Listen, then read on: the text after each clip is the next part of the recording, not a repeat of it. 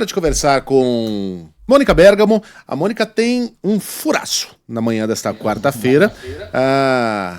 Mais um, hein? Grande fase, como você diz, A Mônica né? está em grande fase, está num grande momento, está no seu apogeu. Envolvendo a ex-primeira-dama do Peru. A ex-primeira-dama já está chegando, Mônica? Bom dia para você. Pois é, Megali, bom dia a todos. A mulher do ex-presidente do Peru, Ollantaytamala, Nadine Heredia, ex-primeira-dama do Peru, portanto, ela já está voando, né, para o Brasil, deve pousar em Brasília ainda nessa manhã. O presidente Lula concedeu asilo a ela depois de uma condenação. Ela foi condenada a 15 anos de prisão no Peru por corrupção. Nós vamos explicar um pouquinho aqui essa história. Então, ela e o marido foram condenados, eles têm 3 filhos, ele decidiu cumprir a prisão, né? Vai se apresentar à justiça, e ele, a pedido dele, ela entrou na Embaixada do Brasil ontem. A gente antecipou na Folha de São Paulo que ela tinha entrado no Brasil, na Embaixada do Brasil. Ela entrou na Embaixada do Brasil e pediu asilo. Aí começou toda uma operação bem complexa, Megali, porque o Lula decidiu dar o asilo a ela, mas o Peru tinha que dar o salvo-conduto. É aquela coisa que a gente lembra do Assange, do Julian Assange, você se lembra, né? Ele estava na Inglaterra, ele entrou na Embaixada do Equador. A Inglaterra não deu para ele o salvo-conduto, ele ficou anos na própria embaixada. Aqui no caso, a diplomacia começou a atuar, né? O próprio Lula, segundo eu apurei, falou com a atual presidente do Peru, Dina Boluarte, e o país concedeu, portanto, o salvo-conduto e ela pôde se locomover até o aeroporto, e o governo brasileiro enviou um avião, inclusive, para buscá-la, e ela já está chegando no Brasil.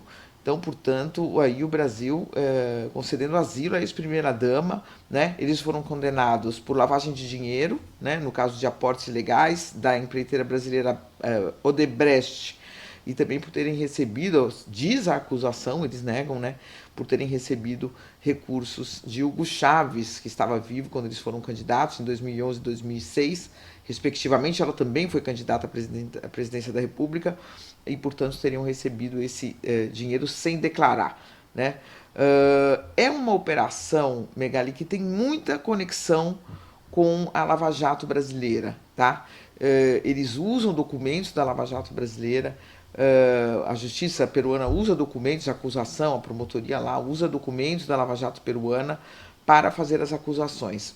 Então, o que alega a defesa do presidente? Primeiro, que ele é inocente, que nada está provado e que todas essas provas foram obtidas de forma ilícita, né, supostas provas, inclusive são documentos e provas anulados no Brasil, né, que já foram anulados pelo Supremo Tribunal Federal brasileiro. Eles usam também, por exemplo, um depoimento do ex-ministro da Fazenda, Antônio Palocci, que aparecia como tendo enviado recursos para lá também. Ele negou em juízo, ele que fez delação aqui, assumiu tudo, chegou lá e falou: não, para o Peru eu não enviei esses recursos. Então, é uma condenação, vamos dizer, sob certo aspecto, polêmica, como foi a Operação Lava Jato no Brasil, como acabou se transformando a Operação Lava Jato no Brasil. Eu recebi uma mensagem do ex-presidente do Peru, Ollantaytamala, por meio dos advogados dele, que diz aqui o seguinte: olha, há muito tempo o ex-presidente Lula, porque eu tenho profundo respeito, eles são amigos, tá, Megali?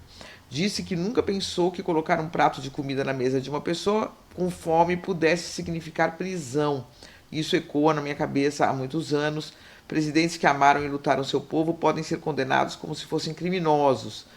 Ele pergunta, né? Podem ser condenados como se fossem criminosos, justificando processos criminais conduzidos da forma como estamos vendo no Peru? Quer dizer, ele diz que é vítima de uma perseguição política e faz um paralelo com o que aconteceu com o Lula no Brasil naquela época, que foi condenado e preso e que depois teve as suas condenações anuladas. Tem mais de um advogado, né? Tem o advogado Leonardo Massude, brasileiro do escritório Massude, Sarcedo e Andrade, que atuou nesse caso, na parte brasileira, mostrando que as provas tinham sido anuladas aqui no Brasil. E tem o advogado e coordenador do Grupo Prerrogativas, Marco Aurélio de Carvalho, que também se incorporou à defesa, né? E todos eles, de uma certa forma, atuaram nessa questão do asilo também.